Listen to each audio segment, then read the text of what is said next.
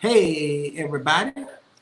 We pray that everyone is doing well tonight as we are on our second time together of We Wednesday Empowerment.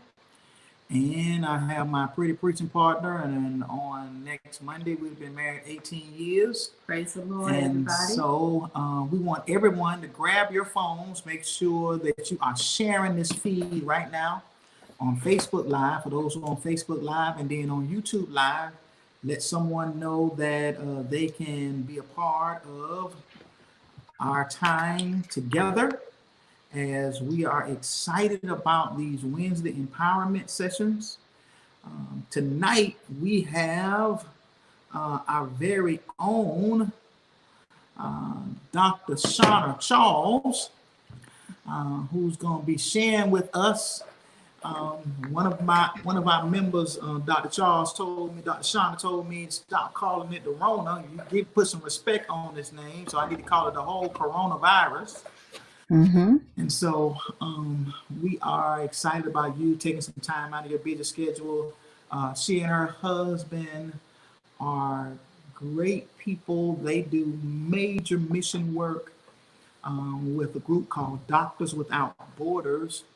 Her husband is a Haitian American brother who they go and they stay weeks at a time in Haiti and all around the country doing, along with other doctors, doing medical work for those who are in need. And so when we connected, I was just kindred spirits, and I'm so glad that she's a part of this kingdom movement.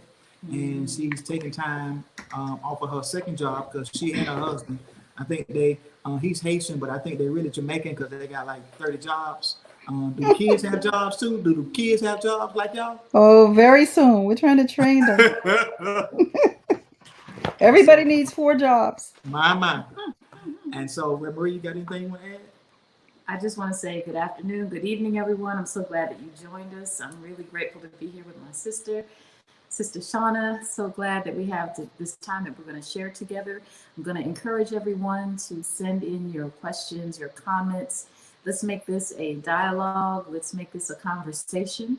And let's have this be an hour that we all really gain some good information, good wisdom, and insight. She said it was back on. All right. So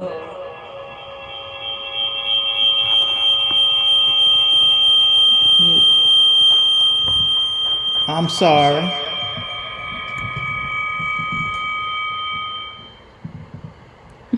All right. Got some technical difficulties here. And so let me apologize for that. Are we good now, Reverend? Yes, we're good. All right, you ready to start now? We're ready to start. Ready to start. All right, everybody's fully awake now. And let's start with Sister Shawna. Could you just tell us a little bit about you and your work? Pastor just talked about you and your husband. Can you just give us a little bit of introduction about you and your work? And then I'm going to have a question or two for you to start us off. Alrighty. Thank you both for having me tonight. My name is Shawna. I'm a doctorate of nursing practice.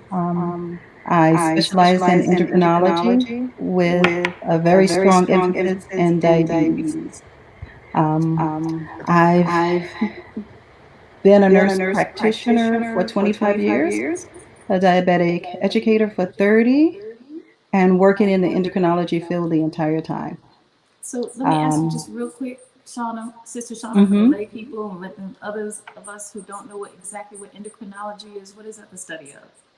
Endocrinology is the study of hormones, the different glands of the body. So you have a pituitary gland in your brain, you have a thyroid gland in your neck, you have adrenal glands in your kidneys, you have a pancreas that secretes the insulin. I'm sorry, the insulin, and the ovaries that secrete other hormones. So the hormone of the body is the area that I specialize in. Okay, thank you. Okay. So our first question, I was really kind of hoping that you would talk with us a little bit about, since we're here really in particular to talk about the pandemic, can you kind of break down for us just an overview of what is happening with this pandemic, how it affects us, and the particular populations and how they might be affected and what kinds of precautions they should be taking in the... Okay, so the pandemic that's happening right now is everybody knows because of the COVID-19 virus. And it's the family of viruses. So sometimes folks might say, well, why is it so big deal? Well, a virus is different from bacteria. And the way to think of it is, it's difficult to think of something that's not truly living. A virus is more like a zombie alive. It comes alive when it comes in contact with you.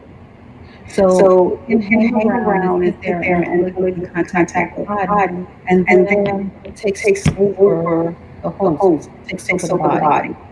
And COVID-19 has been so detrimental because it's almost like an internal suffocation. It attaches to the lung cells of the body, and it causes a lot of difficulty breathing. So right now, everything about coronavirus is still very new. There was a big delay with admitting that there was a problem. And then by that time, the transmission had spread so bad. So we do have this problem. It's new and we don't know enough information about it. Generally, what you have to do is give diseases time to see how they work, so then you can investigate them and see the effects of them, to see the outcome of how different medications work. So that's why sometimes you might hear in month 1, we have a drug that looks like it's promising. And then in month 2, that drug is no good. And then in month 3, we have another drug, but by month 4, it's no good. It just hasn't been enough time to really determine how to truly eradicate or to treat this virus properly. The best thing to do is to protect yourself. You should wear a mask. Every time you walk out the door, assume that anybody you come in contact with could possibly have the virus, whether they look sick or not. They could be an asymptomatic carrier of the virus. So, I'm sorry, I think I lost. what does asymptomatic mean? Okay, so you can have a person that is not coughing, does not have a fever, but they could still have the virus. And their body is able to carry the virus without getting very sick. So that could be a person that shakes your hand. I'm sorry? Go ahead. We're listening. Go ahead. We still got some time. Okay, so that could be a person that's fine. That could be the person that's delivering your mail. That could be the person that's mowing your lawn. And it's just a general conversation. So you want to protect yourself. You want to wear a mask because the virus is contaminated through air particles, but it's also contaminated through contact. And they're investigating now other different methods of contamination as well, or possible contamination. So let me ask you, you said it could be the mailman. Could it be my grandmother? Could it be my cousin and my auntie as well? Because I know that some of us are really having a hard time staying away from family. And can you talk about that a little bit? And when or if it's appropriate to resume going around just immediate family? You know, it's very difficult to separate from your loved ones and to isolate yourself like this. But the way that you have to really see it is for their safety and your safety. So when you do go around someone, especially the elderly, you should make sure that you're wearing a mask so that you don't contaminate them. This virus is deadly and we know it. And certain people are at higher risk once they get the virus of not being able to survive it. So those are folks that are elderly, generally over the age of 70, but we know that very young people can get this virus and die. We also know people who have other health conditions that already exist. For example, if a person has asthma and they get the virus, remember this virus attacks the lungs stronger than it attacks the rest of the body. So a person with asthma already has a slightly compromised system of breathing from time to time. The last thing they need to get is this virus coming in and taking over their lung tissue. People with diabetes, and the reason for that is diabetics in general have a more difficult time healing from things than people without diabetes. So people with diabetes will have a higher risk of healing if they were to get the virus. People who have pneumonia, people who smoke, anything where the respiratory tree would be affected, you're at a higher risk. But you can take a person that appears to be perfectly healthy, and sometimes what happens is, people who have other conditions, they might say, that's just how I feel when my blood pressure is out of control. And so when they have other issues going on, they have a tendency to say, it's not the virus, it's not that important. What I would tell everybody is, if you have any of the symptoms that look like flu-like symptoms, a fever, if you develop a cough, if you develop chills, any symptoms that you have been hearing the CDC talk about, they need to be investigated.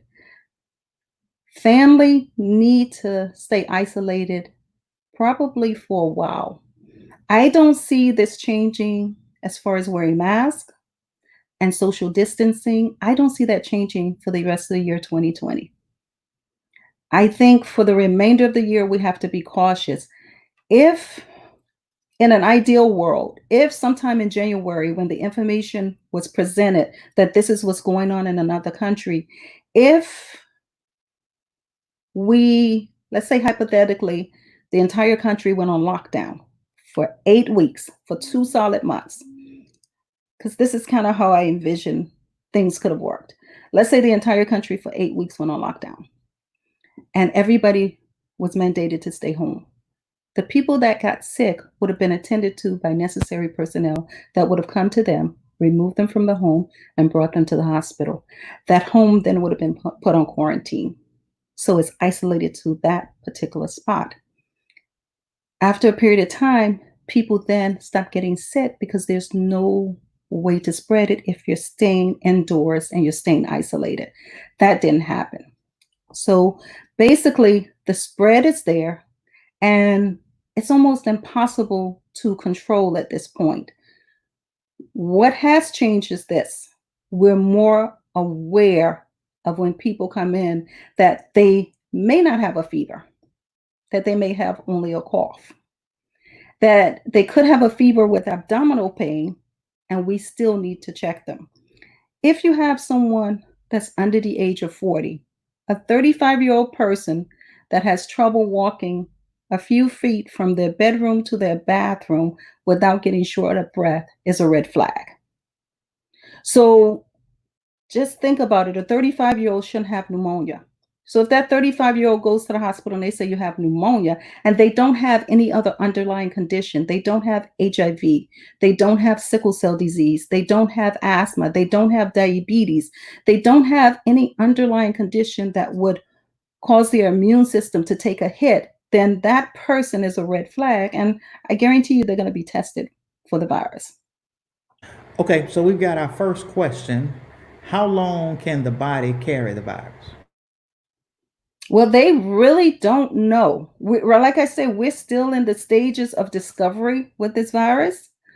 Right now, for example, they can do a test, a nasal swab, and say yes or no, you have the virus. And then let's say they do the swab and the person comes back positive, and they have a mild sickness with it, or maybe a major sickness with it, and then they recover. We don't know if that person now is immune to getting it again. What we do after the fact, 1 to 3 weeks after they have the virus, then they can do the blood test, which is antibody testing, to see if the body then produced antibodies to try and fight it itself.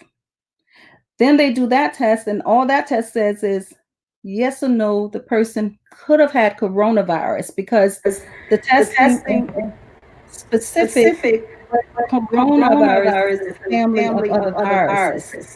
So that's why some of the reports are not always so accurate.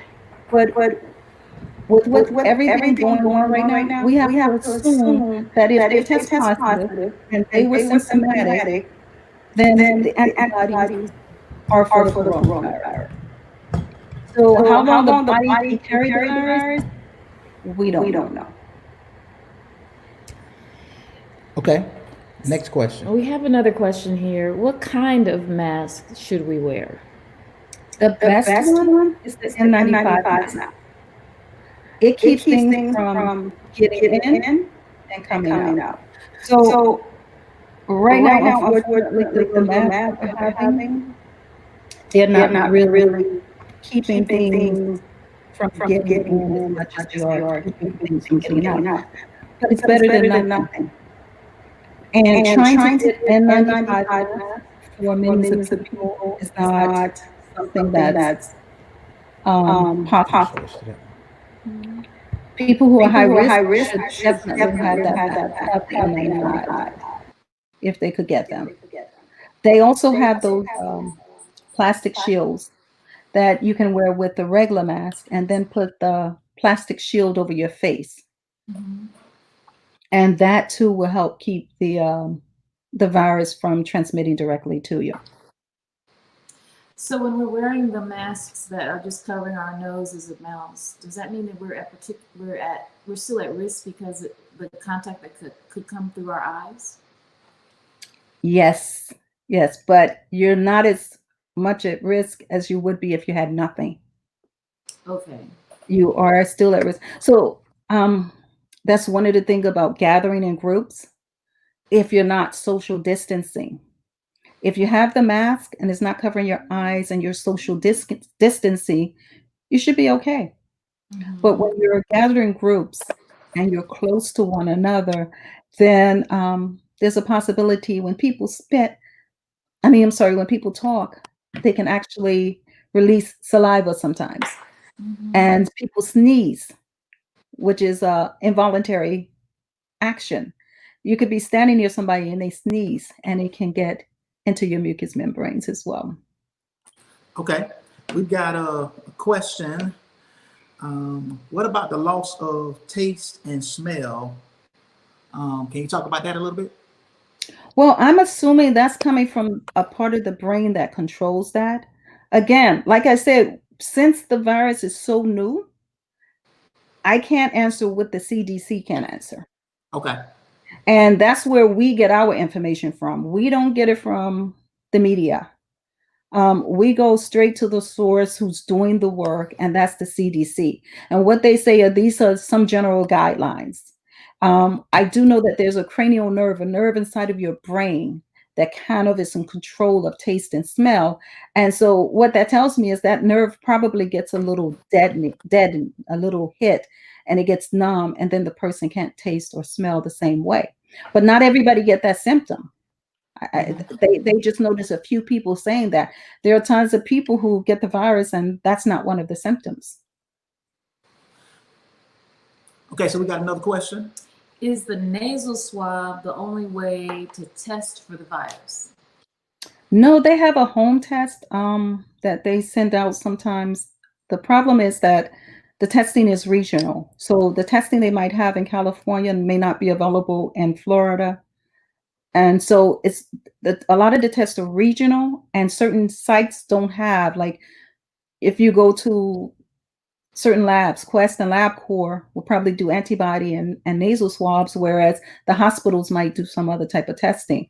But I know they have a home test where they were working on, and people can do saliva swabs and send those tests in as well.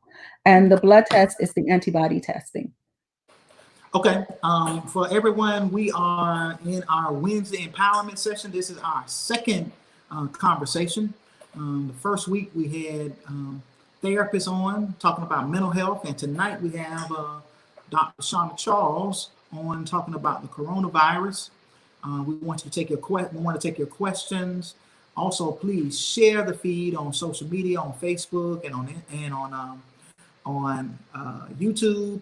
And we're excited about her taking this time out to share with us. So another question is, for those who may have been exposed, is the antibody test more accurate now? If they were exposed already? Yes. Yes. Well, the antibody test basically tells if you had the virus, if you came in contact with it. But remember, the antibody test is testing for that virus family. Okay. Okay. But if you've been exposed and you want to know, it would kind of give you an idea, yes or no, that you had the virus. And one thing I wanted to mention is I've heard some folks say that Black people can't get the virus. So I did want to talk about that a little bit. Please. Okay. Black people getting the virus are like number 3. If you look at the CDC website, the number 1, the highest risk group for getting the virus is Caucasians. They're number 1. Number 2 is Hispanics. And number 3 are African Americans. But number 1 from dying from the virus are Caucasians again. Number 2 from dying from the virus is African Americans. And number 3 are Hispanics. Black people can get the virus. The virus does not have eyes or ears. It does not know your skin color. It does not matter if you're pink, purple, brown, blue, or white. The virus will invade you regardless of color, regardless of gender, regardless of culture. So it's important for you to understand this is not something where you can just kind of say it doesn't happen in my community, because that simply is not true. So we have a question here. Can we really trust the CDC in sharing accurate information about the virus? I trust them. Okay. I know that the history in the United States is that as African Americans, we have been wronged by medical personnel, and we still don't get justices in a lot of area. When it comes to information like this, the CDC's job is to do statistical data. And the statistics are not trying to trick you into doing anything that you wouldn't normally do. The statistics are there to say, this is what we found out. That's all it's doing. So yes, you can trust the data from the CDC. I would be cautious if the data came from some other sites where it's a blog, and even sometimes the media, because the media may not get their information directly from the right source, and it changes daily. So how do you weigh, did you have another question? No, go ahead.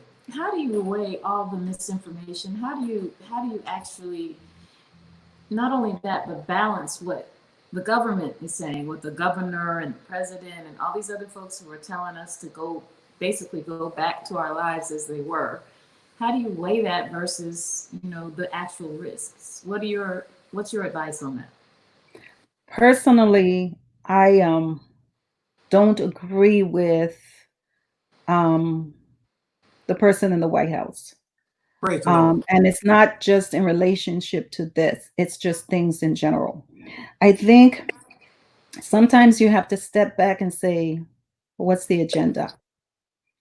Well, if you know that little Black boys and little black girls are number 2 in line to be killed from this horrible disease, and you say, well, send them back out to play, I have to question your motive. You understand? Absolutely. I think it's very important for people to think for themselves and listen to that voice on the inside that says, my son and daughter are just as important as everybody else's.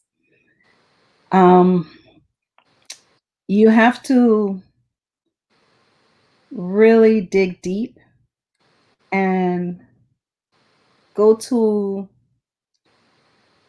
I think you have to really just pray about it, because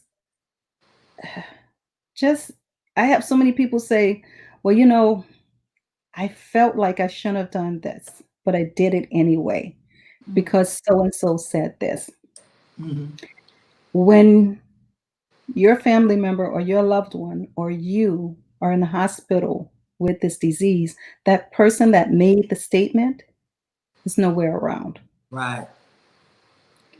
And So- that's the way you have to see. Do you put yourself in jeopardy to be a pawn for somebody else's gain? So we got a question about building up your immune system, taking vitamin C. Does this make a difference or not? I don't think anything that builds up your immune system is bad. So vitamin C, the emergency, those things are good. Just do it in moderation. Don't overdo it. So you don't need 3 times the amount of vitamin C. You can do the emergency pack, you can do the vitamins. And I think anything that builds up your immune system, if it's proven to do so, is good for your body. It's good for you right now. Can you talk a little bit about the whole idea of self-medicating though? Like, what parameters would you give if I have a sniffle today, or something that may make me a little bit nervous? What kind of guidelines should I follow in terms of self-care? Self-medicating? Self-treatment. Because I have a feeling that, I may not be the only one who might have had a little sniffle.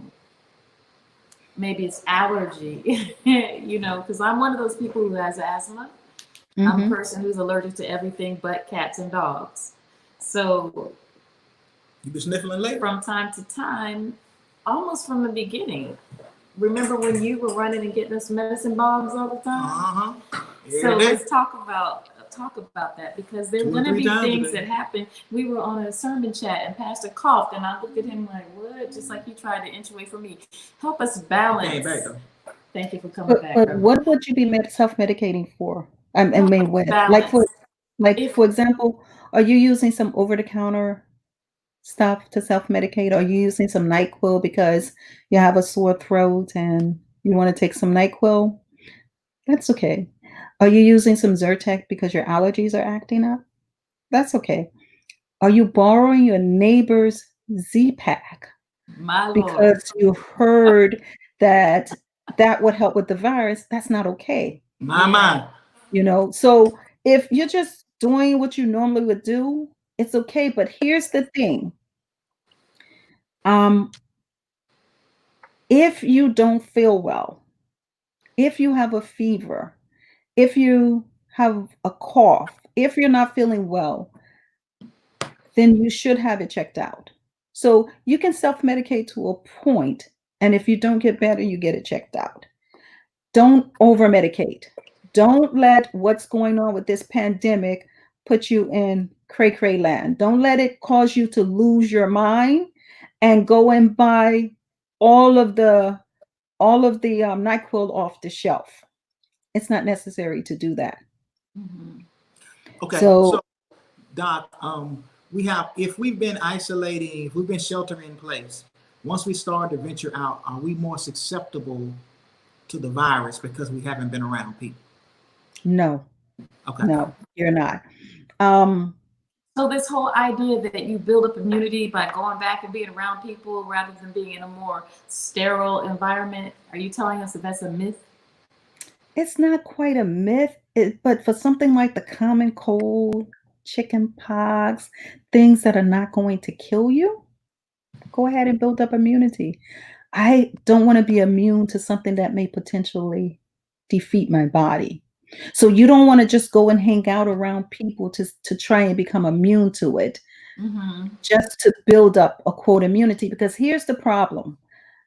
You know how you have different flus. So even when you get the flu vaccine, you might still get the flu.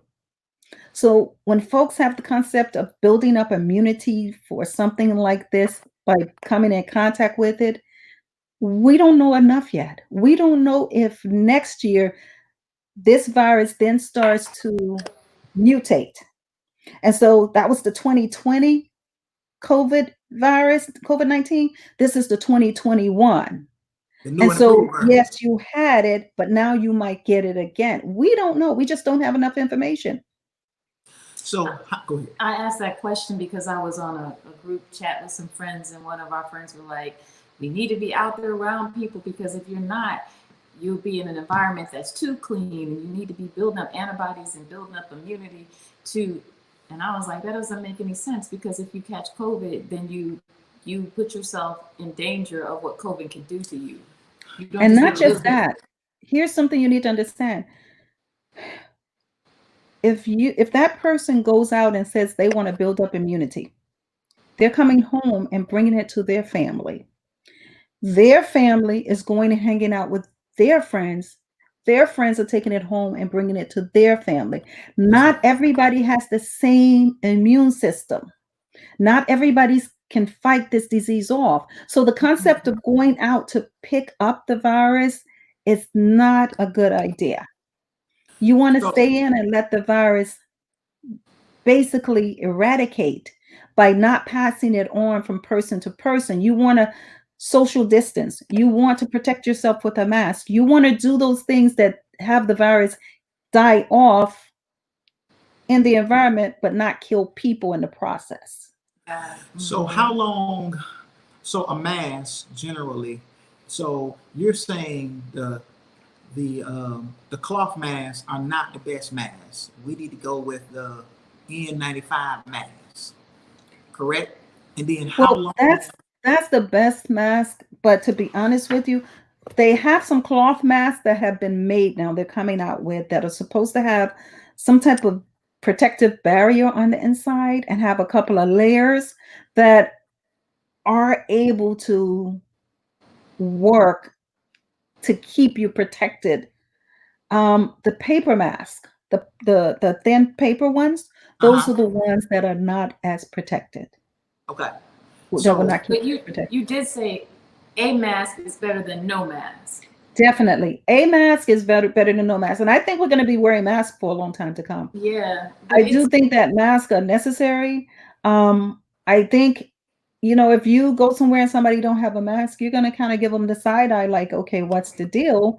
And, just like when you say pastor sneezed or coughed near you, you hesitated a little and and these are total strangers, that you'll be walking around. So to wear a mask, to protect yourself, to wear a mask, to protect your 75, 85-year-old grandparent, to wear a mask, to protect your small children. By the way, children can get COVID-19. Children can die from COVID-19. Their immune system is not super strong that they cannot get it and die. My Lord. Okay, I got it. Go ahead. I just want to ask you about hand washing and gloves, because we've heard a lot about masks, but I don't feel like we're hearing as much about hand washing and gloves and any other protections we ought to be mindful of. Would you speak to those?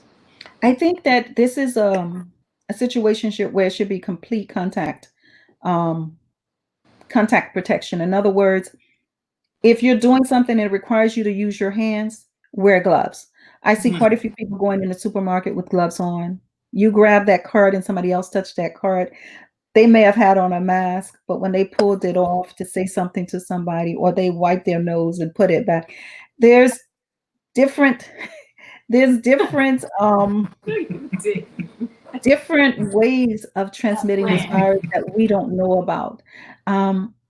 But we do know that it is majority airborne. So the masks are number one. I'm not holding hands. In my profession, we shake patients' hands when we first meet them, and we shake their hands when we tell them goodbye. But right now, what we've been doing is fist bumping, elbowing. We do the foot bump. We do different things now, and it's a little joke, but I was actually thinking yesterday, this is the way it's going to be in the future. This is the way it's going to be. It's not going to be the usual, how are you doing? It's going to be hello, and you just do a nod and you take them in the room. So, Dr. Shawna, are you tell me about telehealth. Matter of fact, we have one of our person behind the scenes, Reverend Andrea, works for a telehealth company. So do you see that becoming more of the norm, where we're no longer going to doctor's offices per se, but we'll be doing telehealth, and then getting prescriptions and going from there, unless it's a serious piece? I don't. I see it as a temporary solution, maybe for a year or two. And here's the reason why. Everything we do in our profession is dictated by the insurance companies. We don't like it, but that's the truth. If they don't cover a service or they decide to stop covering a service, it won't be done in that volume. Telehealth was available before the coronavirus pandemic presented. But it took a lot of push to say, hey, listen, we can't have folks coming in the office because there's potential for contamination. We need to get this service approved. And then it became approved. But now that as things start to get better, I think 2021, you're going to see less telehealth. Okay. And more of the office-based visits. And then I think though long term, there might be a provision for folks who simply should not come in the office or cannot come in the office, and then they might cover it there. But I don't think it's going to really be a way of doing medicine in the future. So I've been ministering to a family, Kingdom Partners, a daughter and a mother. At one time, both tested positive. They lived together. Mother's elderly, has other health challenges as well. The mother has now tested negative. Okay. The daughter eventually tested negative, but it was 4 times testing before the daughter received a negative test. They should be completely isolating themselves for how long? Well, once you get the second negative, if you get one negative and then you get the second negative, that's the protocol now. Once they get the second negative, they wear a mask like everybody else. And you're back in there. They were COVID positive and now they're COVID negative. And unfortunately, like I said, we don't know enough about this disease, but what we're finding is that folks who have been COVID positive are developing some type of scar tissue around their lungs. So they're having some long-term complications that haven't even developed. They're starting to show some areas that will be a problem later on down the road. They will be more likely to need to be immune from the rest of the population rather than them exposing the rest of the population to something. So, which leads to another question. So this family, mother and a daughter, they should not be interacting with any other family member. So if a family member needs to come to where they live to do something for them, it needs to be dropped outside, correct? No, they're COVID negative now, right? No, I'm sorry. So if they were still positive. Oh yeah, if they were positive, you have to quarantine. You have to quarantine. And part of that is limiting your contact with other people. So what if you had, so when the mother was negative, and the daughter was still positive, but the daughter is the caretaker for the mother, the daughter could not self-quarantine herself. Right. So that's why it took so long for the daughter to come back negative. Because, it's kind of one of those situations where it just kept going back and forth and back and forth. Okay. So what if you have situations, I mean, this has had people on lockdown since March. I have a child. Say that one more time, Sister This Maria. whole situation has had people on lockdown since March. I have a child with braces who needs to see his orthodontist. What kind of advice would you give me on how to go through that? I mean, do we need to cancel? Do we need to cancel the appointment for a little while? Well, he hasn't seen the orthodontist since February. They're telling me that they're cleaning their office every hour and they're limiting the number of people in there. But what else would you suggest that we do going in?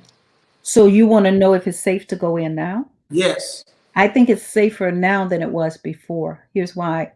People are so afraid of this virus spreading that the cleanliness that's going on, the cleaning procedures is extreme and the cleaning is more frequent. So I think it's safer now than it was before. And they're not allowing folks to congregate in the lobbies anymore.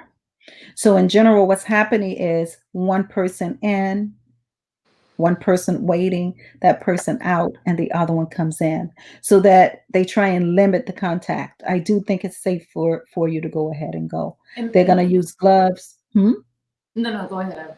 They're going to use gloves. They're going to use masks. And that's generally what I have been seeing. Yeah, they did say that we have to call when we get there. We can't just go in the office, and they will let us know when it's time to come in. And they said they were cleaning every hour. And I just wondered if there was anything that we should do. He's going to be seeing the orthodontist, so he's not going to have a mask on. He won't be able to have on the face shield because she's going to be working on him. So I just wondered if there's anything else we should be doing. She will have a face shield on. Yes. The orthodontist. Her staff will have a face shield on. So while he's being worked on, he won't have that, but immediately when he's done, he should put a mask on. Okay. Make sure he washes his hands, because while he's sitting there, he's touching the chair. So make sure he washes his hands as soon as he's done. That way he doesn't say, "Ow, this one hurts." Yeah. You understand? Yes. We probably put gloves on him too, and then take them off when we leave. So we've got a question. Concept of herd immunity. The Swedish population is practicing this. Can you talk about this? Talk about what? Tell me again. The concept of herd immunity. Herd immunity? Uh-huh. I have not heard of that. Okay. What about public restrooms and facilities? Should they be avoided? I would be very careful in them. But I can tell you, like a lot of companies, public restrooms, I've been seeing a lot of extra care go into keeping them clean. But I would just be very careful, do the typical, the usual stuff, and make sure that the seat is covered and you wash your hands. And, if you need to carry gloves with you, and put on gloves and then throw them away when you're done, whatever you need to do to keep yourself protected. Just treat yourself as if you are an infant. What would you do for that infant that you're carrying with you? Would you simply bring that infant everywhere around everyone, or would you keep them protected because everyone is presumed to be infected? So whatever you would do for that baby that you're trying to take care of, treat yourself like the baby and do that for yourself as well. That's a good analogy. I like that. So tell me about your stance on summer camps for kids and upcoming school activities, or school as we know it, or tell me what, if your children were, because your children in college, if they were going back, are you, because you and your husband are both doctors, are you allowing your children to go back to the normal, or are you making them do online for a while? What is your take? Well, I think one thing we have to remember is that a lot of things that's driving the opening of establishments is the economy. Mm-hmm. And I don't see anything wrong with the online schooling if it keeps the children safe. I have, by the way, my daughter will be graduating this summer. So that's one less going back. Praise the Lord. Okay. So I'm very happy about that. One down, one to go. And so when I talked to Christopher about college, and I said, did you make plans for your apartment and stuff? He said, apartment? I'm not going back. So you're not going back? He said, no, I'm doing everything online. I said, well, honestly, I think, you sure you want to do that? And he said, yes. I said, but you're going to be in your own place. He said, but you don't know what's going to happen when you go out. So I think it's a situation that we have to wait till we get closer to September or closer to August to kind of see where things are. prior to the recent social gathering, because of the protests, the numbers were coming down. So I kind of anticipated that by September, things would be a little bit different. We would be on the decline and we can say, okay, it's a little safer. Just make sure you're protecting yourself. But right now, it's not as safe as it would have been. I think what schools are trying to do is put into place something like this. I've heard a couple of things where first grade and third grade come on a Monday and Wednesday, and second grade and fourth grade come on Tuesday and Thursday. Some type of way so that you don't have all those kids in one spot. Prior to coronavirus, every time a kid went to a new school, they got sick. Mm-hmm. Kids get sick, like just every time they're in a new environment. I'm not that big of a fan of summer camps. I mean, I am in general, but right now,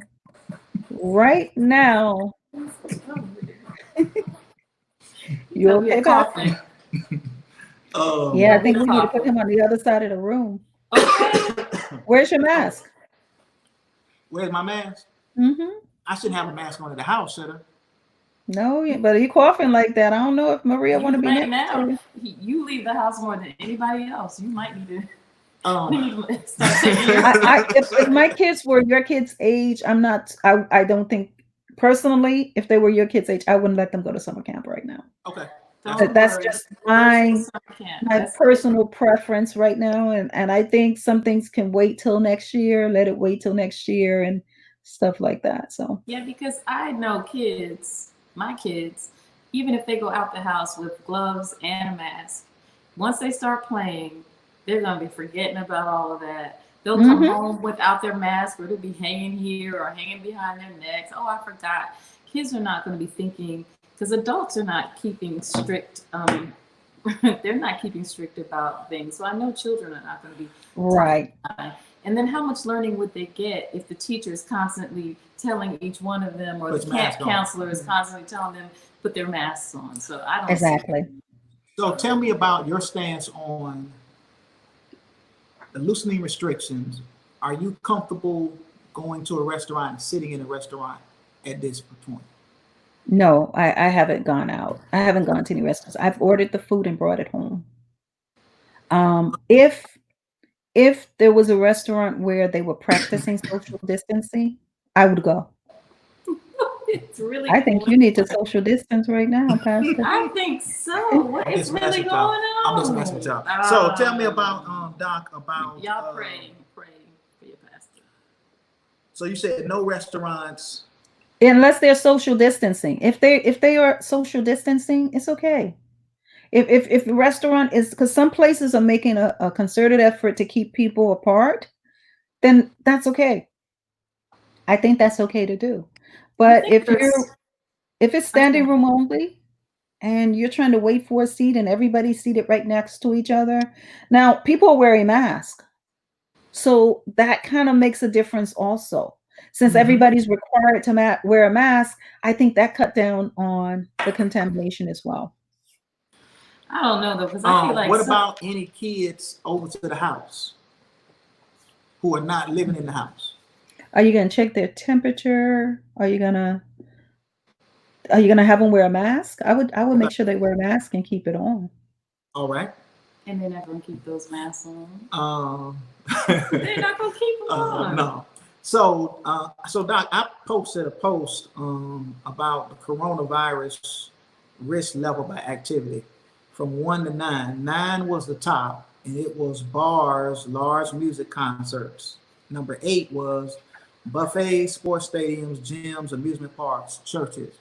And so we're not even considering going back to church as we knew it anytime soon until we hear more from you later on down the line. We will have thermometers when we will wake people and make masks. We are sanitizing the building twice a month in addition to the regular cleaning. And we're still not talking about going back anytime soon. What other activities you think we should avoid? What about beaches? Because most people want to go to the beach. Where are you on the beach? I think if you're going to wear a mask while you're on the beach, You might be okay, but you got to social distance. Wherever you are, you have to social distance. If you're in church and you can guarantee folks are 6 feet apart and everybody can fit, so that means people have to make an appointment, or I'll come to the set to the. Oh God, I don't even remember the 7:30, time for the 7:30 service. service. That's shame on me. I'll come to the 7:30 service. You got to take a list, and then this group can. That means you're not having walk-ins because you're trying to keep it contained. If you can do that, now think That's why we're about gonna keep virtual. That's why we're gonna keep right, people. and what about the hands when people are just coming and touching things, and you know we're a church where everybody likes to hug and I've already greet. told Sister So Carla she's been banned, like banned in the USA, banned from hugging until coronavirus passes through. So yeah. I've got a couple of other questions. You got one, Reverend? Oh, I'm sorry. My bad. uh-oh. I'm sorry. Okay. You've answered this question already. Are we more susceptible if we've been sheltered in place? You've answered that question already. No, you're not. Oh, I have a question because I know people are really struggling with not being able to go get their hair did and their nails did, Oh, yes, and please. go to the barber and all of that. And can you talk a little bit about that, particularly not just people going out to go to a salon or a barbershop, but having somebody come in to do it? Okay, so I'll tell you, like, that person, if somebody comes into your home, are they shielded and masked? Not wearing the little mask, but they need to be N95. If they're coming to your home, they're going to be there for a few hours doing work. Um, they have some salons that are opening up and allowing one person to come in or two people at a time. If your salon is practicing social distancing, then it's okay. All If right, you're hold up, Doc. nail Hold up, Doc. Hold up, Doc. All right, for all of the sisters on, that means you can go get your hair Wait, did as long you as. interrupted her. She was about to say something now. Okay, go ahead. Can I ask, how bad is it? Like, how, not only say how bad is it, how, on a scale from 1 to 10, how much of a risk is it to go into the salon, even if they're saying that they're doing all that they're doing? if they are social distancing and they're cleaning the product and you're wearing a mask and they're wearing a mask, you've cut the risk down significantly. Okay. All right, sisters. So y'all go get y'all hair did. Go start making reservations and appointments for hair. What about nail salons? The same thing with the nails. I think so far what the salons are not doing, they're not doing the waxings because it's too much contamination because they just heat up that wax and it's used on the next person. So waxing is off right now. Nails, I know that the place I go, they have a distance between everybody. They have partitions up. They're wearing masks. Everybody's wearing masks. They're gloved up and they're sanitizing. As soon as somebody gets up, they're Clorox wiping the entire area down. All So right, let me go if get you my have a pedicure place, tomorrow. I'm going to get my pedicure tomorrow. All right, go ahead. Just if get you the have a story. place that's following the guidelines, for your tech's sake. but if you have a place that's following the guidelines and they're keeping the social distancing and the masks are being worn and a lot of places have those partitions, I think that must have been something from the city because I'm seeing it everywhere there now. So if a lot of places have those partition between you and the person, you can go because the idea is not for you to not be able to live. It's for you to live safely. And in doing so, not transmitting it to your family, to your friends, or where you work. So you said the risk goes down significantly if the measures are in place. Yes. And I'm imagining that you would say even more so if I don't have any risk factors myself that I'm taking out with me as I go into the world. That is true. Now, you don't have risk factors. So that means you don't have diabetes and you don't have other risk factors for the disease causing you more harm. But that doesn't mean that you can't spread the disease. So when people think, I don't have diabetes, I don't have asthma, I don't smoke, she's not talking about me. I am talking about you because you can pick up the virus. It may not do as much harm to you, but you can spread it to someone else that it may cause harm to. Okay, so if I do have risk factors, I want to weigh and pray about whether to go back into some of these other environments yet. Right, but if you wear your mask, but I would be very careful. If I'm an asthmatic, I'm a diabetic, Oh, here's the other thing about that. If you're a controlled diabetic, your body, and when I say control, I'm talking like any diabetic knows what I'm talking about when I say this. I'm talking about an A1C that's in really good control, less than 6. A very good controlled A1C to the body, you look like a non-diabetic. So then the body is not treating you like an out of control diabetic where your immune system takes a hit. If your asthma is in very good control and you're not having an attack monthly, you're not having to rely on your inhalers on a weekly basis, then you haven't had an attack in a couple of years. You are an asthmatic in your history, but your body probably has a stronger immune system than someone else who's having frequent asthma attacks. Okay. Okay. Some of the questions she already responded. Dr. Charles said that her son is not going back on campus. Oh, He's no, doing no, no, no, online. no. He He's he doing. he he may go back on campus. I Oh, he haven't may go back. decided yet. He may Okay. go back. Okay. I haven't So what decided yet. would be your advice for college students in the fall living on campus apartments? What would be your advice? Particularly for those who are sharing bathrooms and other dining spaces and other things, communal spaces. Okay. Now, see, that's a little different. My son is going to be in his own place, so that's a little Okay. different. But be very careful. I bought both of my kids a T-shirt one year that said, "What happens in college stays in college." I know for a fact, and as parents, we know that we don't know what is going on in colleges. And sometimes things are done on a dare. Sometimes things are done because they want to not look like they're intimidated by other people. And sometimes kids, they're not mature enough to understand the consequences of their actions. So they ignore all the advice out there. Carry Clorox wipes with you, carry Lysol and Pine Sol with you. And before you use that shared bathroom, take some paper towels, wear your gloves, wipe it down, and use it. You just made it safe for yourself. If you have any doubt whatsoever, do online classes for the next semester until the end of the year. Do as much online as you can do so that you don't miss part of your college requirements. I would not recommend anybody going out there and then becoming sick. I think college is like summer camp to a certain extent. They're still kids. They are adults, but they're adultish. They haven't reached it yet. They haven't figured it out yet. So they have to be very, very careful and just protect yourself. And one of the studies is this coronavirus going to be a sexually transmitted thing? That's a whole nother thing that they're investigating right now. So the bottom line is we don't have enough information. We don't know all the details. It's spread in different ways. Just be very careful.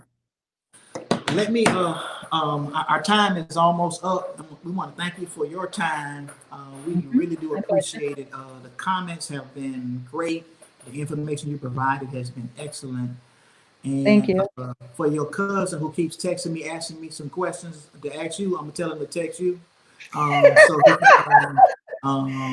because he gave me a whole litany. I mean, my phone blowing up with your cousin asking me questions, and I want to say, you got a number? That's your cousin. So wait. What cousin we talking? Reggie.